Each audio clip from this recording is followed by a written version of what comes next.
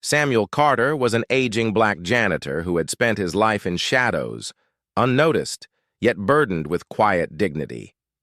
Years ago, he had taken in 2 abandoned children he found trembling in the cold, raising them as his own despite poverty and ridicule. Now, decades later, that very compassion seemed forgotten. Framed by a ruthless boss for crimes he never committed, Samuel stood shackled in a courtroom, branded a thief, a liar, a man unworthy of redemption. But as the judge's gavel lifted to seal his fate, 2 figures appeared, and everything changed.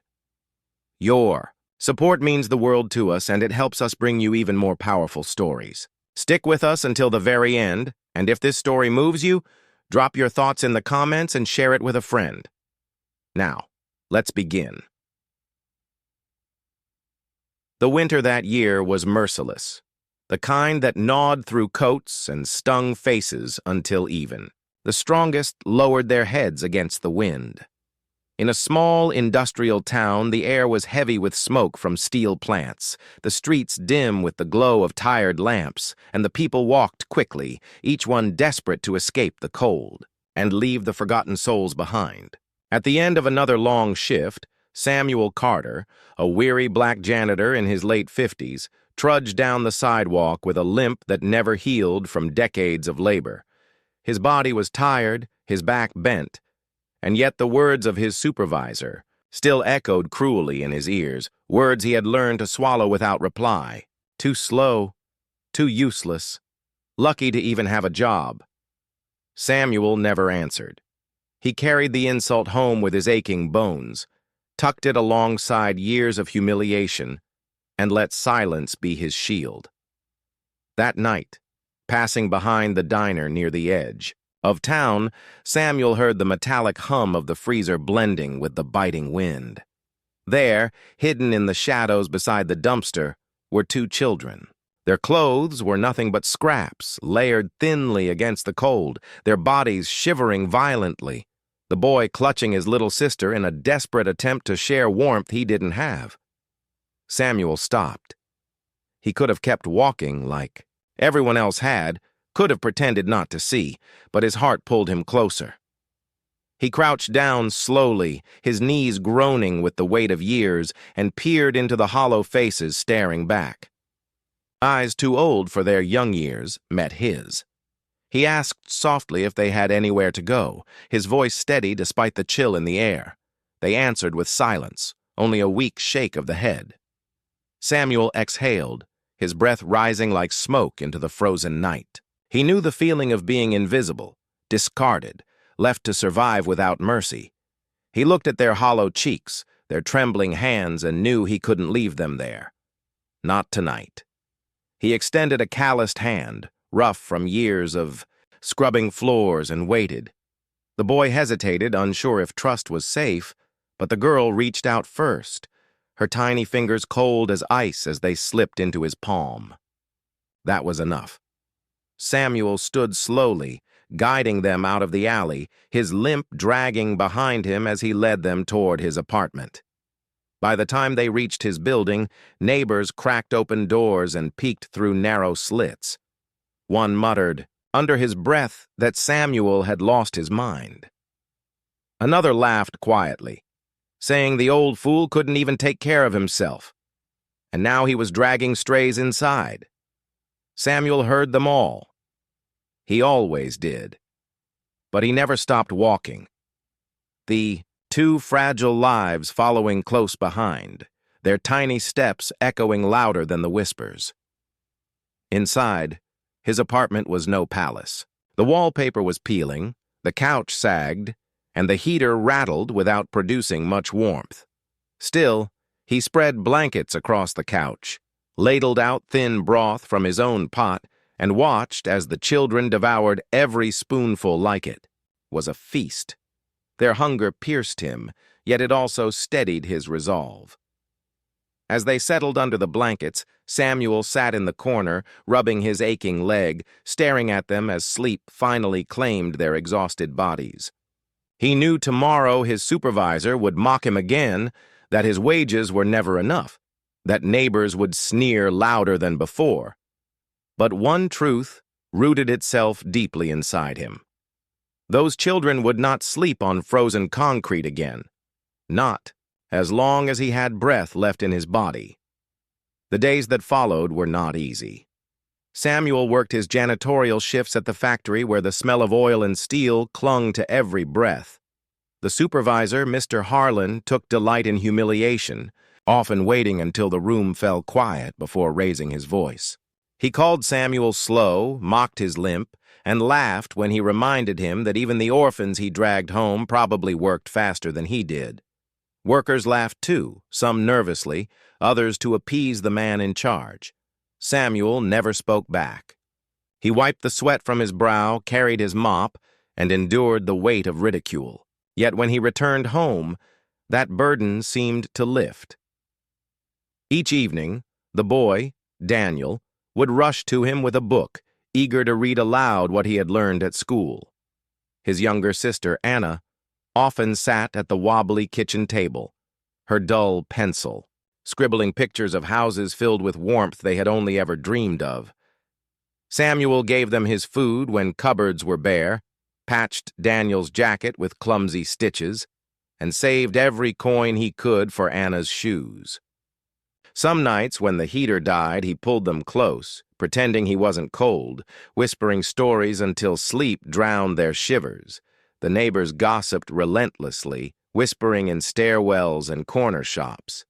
One muttered that Samuel would end up on the street with them. Another scoffed that a black man raising white children would end in betrayal. Samuel heard it all but never responded. Instead, he poured his strength into Daniel and Anna. He taught the boy how to fix a tire, how to shake a hand with dignity, how to face the world without lowering his gaze. He showed the girl how to count coins, how to speak firmly, and how to hold her head high even when people tried to shrink her. Still, Harlan never let Samuel forget his place. When Samuel once asked for a day off to take Anna to the clinic, Harlan sneered. He mocked him, reminding him he wasn't their father, that he was just an old janitor pretending to be a hero.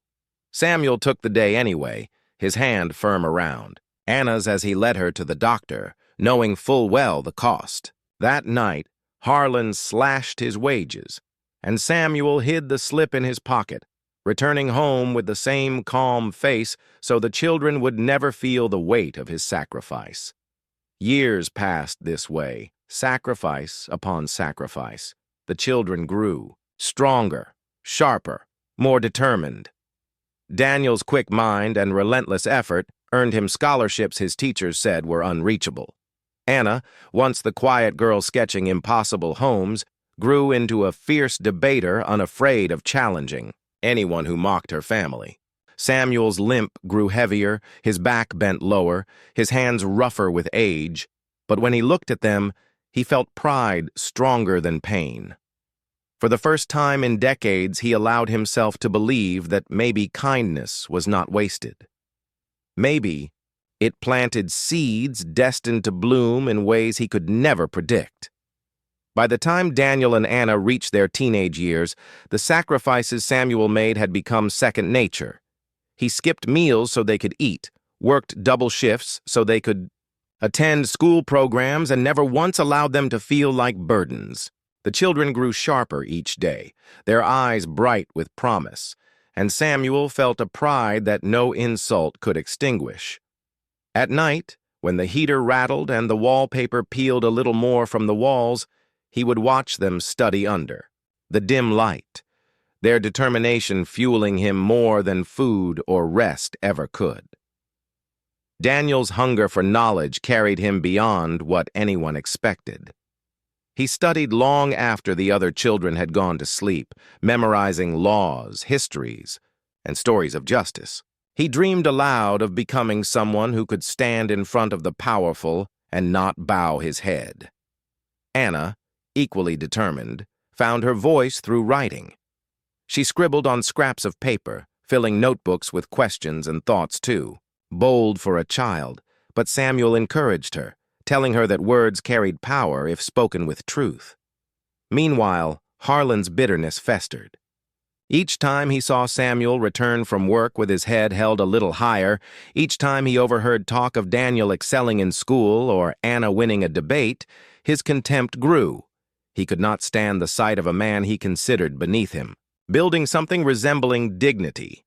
In Harlan's mind, Samuel had stolen worth he didn't deserve, and he vowed to make him pay.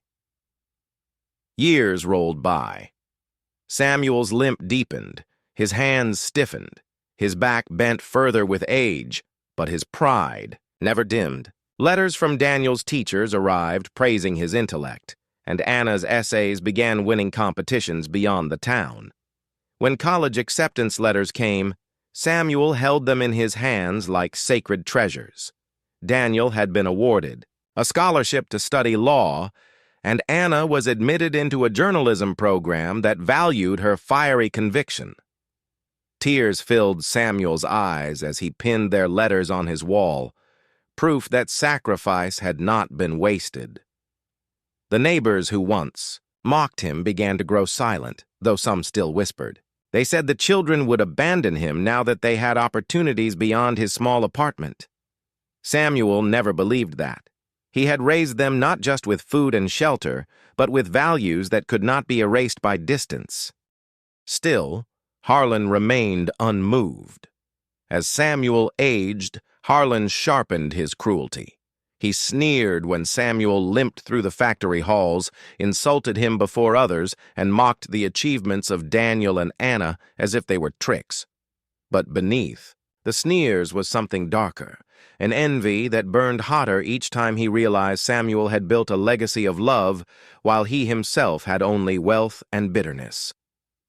One autumn morning, as the leaves turned and the air chilled, Samuel returned, home from work to find two uniformed officers waiting by his door.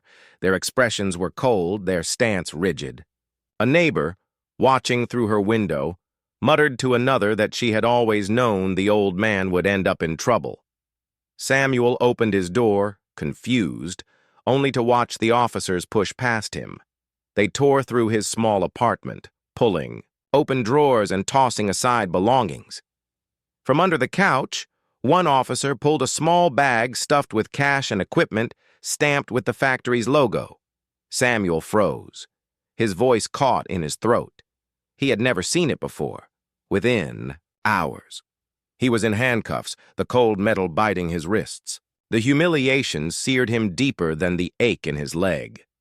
Harlan stood outside the factory gates, arms folded, smirk stretching across his face as Samuel was escorted away. He raised his voice loud enough for everyone to hear, sneering that kindness didn't pay after all. Some workers laughed, others looked away in silence, but none stepped forward. In the courtroom, Samuel sat hunched, his once broad shoulders bent low. The prosecutors painted him as a desperate old man who had turned to theft after years of struggle.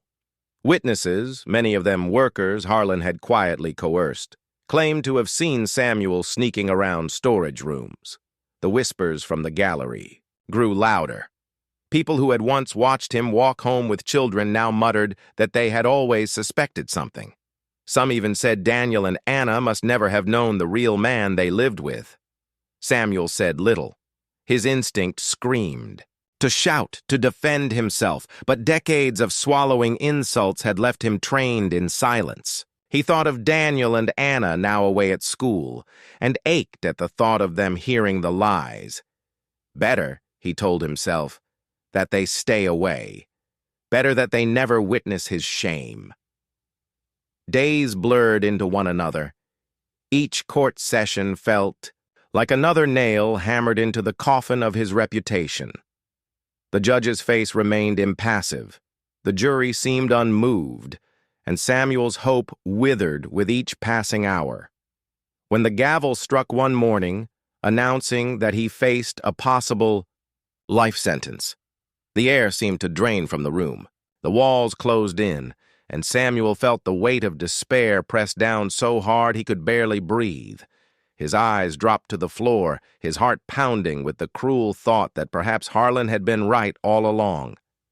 Maybe he was never meant to rise above the place society had given him, and then, on a day that seemed to seal his fate, the courtroom doors opened with a heavy creak.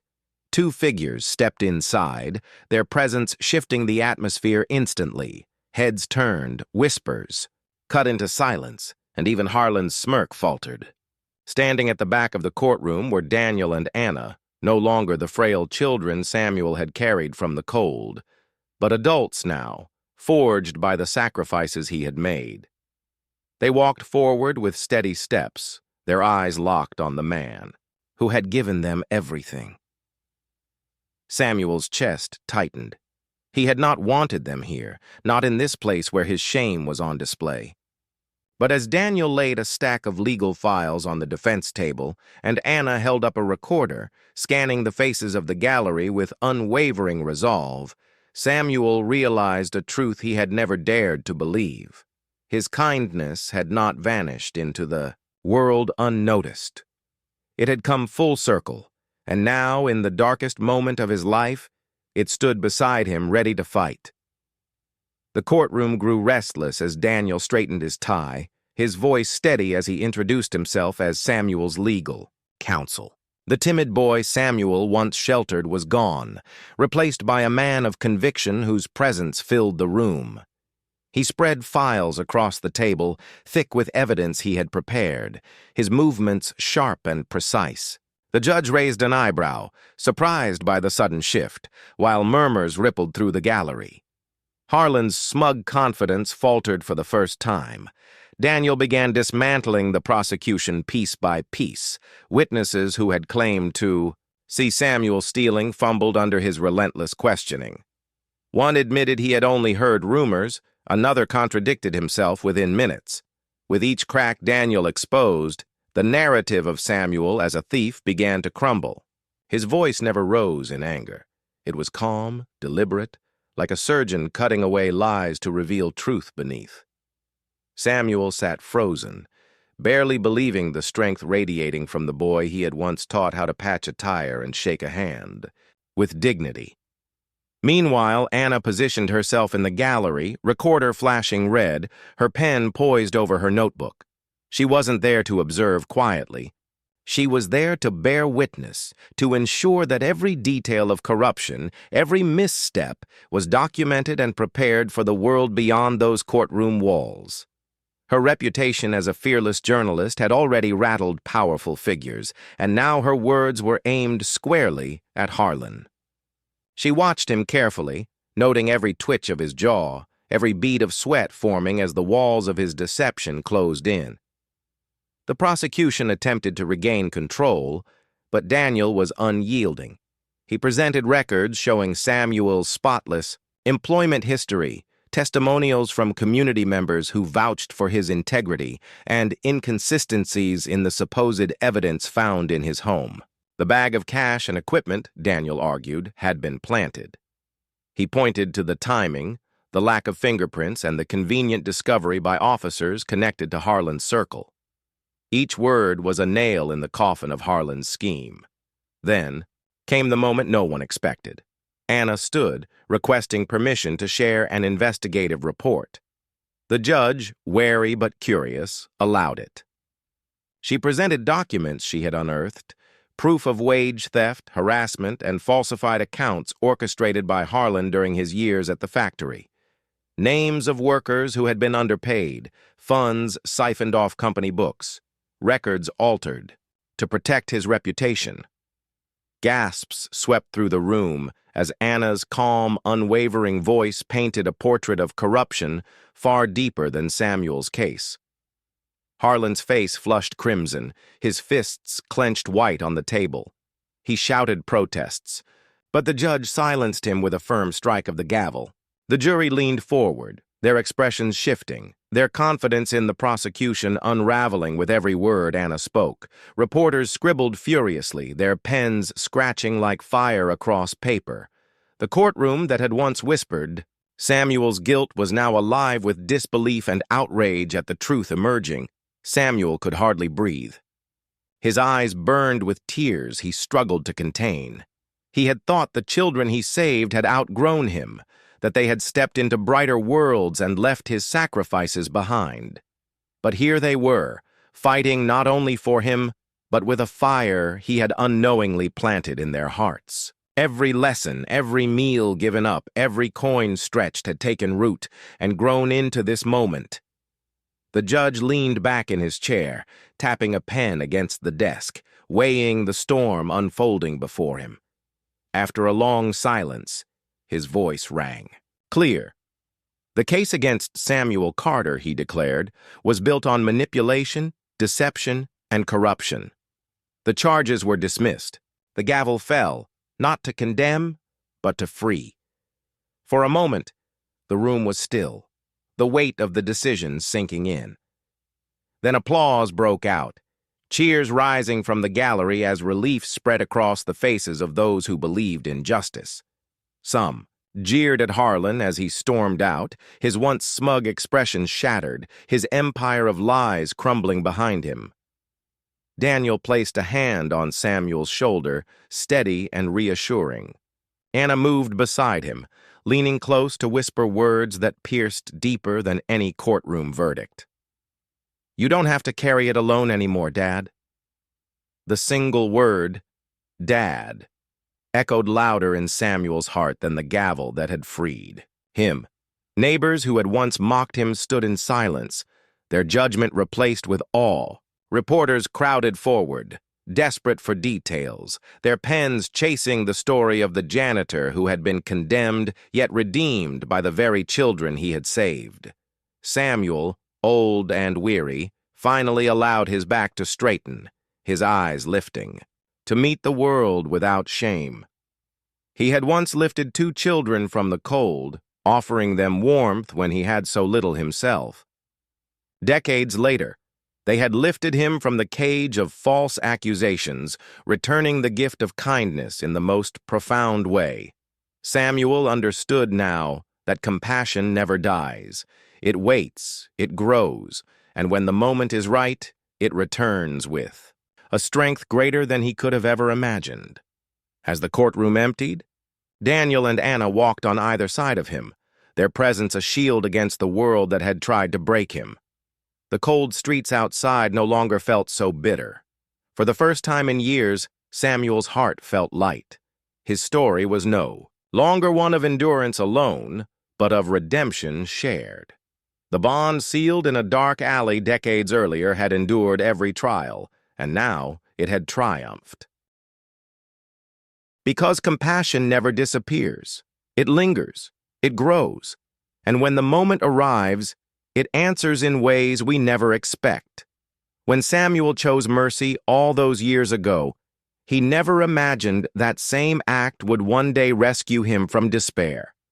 This story reminds us that every choice to help, every sacrifice, plants a seed that may return when we need it most. If you want more powerful stories of justice, sacrifice, and redemption, don't forget to subscribe and click on the next video. You won't want to miss what happens there.